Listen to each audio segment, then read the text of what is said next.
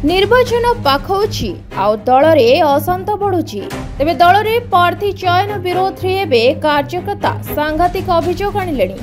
BJP दल चयन करथिबा प्रार्थी विरुद्ध रे दलर संगठन ने थिबा कार्यकर्ता आनिछंती एभଳି किछि अभियोग।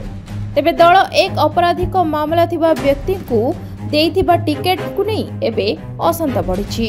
कटक जिलार चर्चित निर्वाचन मंडली आठगड़ निर्वाचन मंडलीर ए चित्र एबे पदाक आछि।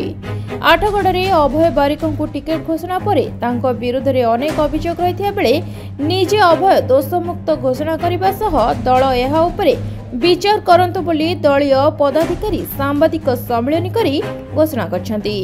नीति आदर्श रे चलुथिबा दल एथर मुस्लिम नेतांक आदेश रे वर्षह बढ़ई को छाड़ी पुओ को टिकेट दैथिया अभियोग आनिछंती दलर मंडल सभापति।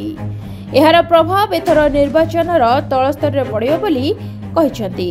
जने भारतीय जनता पार्टी रो पुराना कार्यकर्ता आज दिन रे कटक जिलार कार्यकारिणी सदस्य मनीष जतबे गतानुगतिक भाव में चली थाए जतबे झुंटी पड़े ता गोड़टी खंडिया हुए जंत्रणा हुए सेतबे से अनुभव करे जंत्रणाटा। आज आम गतानुगतिक भाव में जाइलु प्रचार को मध्य ओह्लैलु प्रार्थी के आमर विरोध भी नाला दल जहाँ निष्पत्ति नहीं आम स्वागत भी करूँ कि परवर्ती पर्यायर मुझे भी कहूँ मु बार बार भी सलाम करमर सान भाई निर्मल पत्री को सी आम आज प्रकृत में सारा ओडिशार आठगड़ नुहे सारा ओडिशार भारतीय जनता पार्टी नुहे से आखि खोली देते कि आम बहुत कथा जानी नथिलु।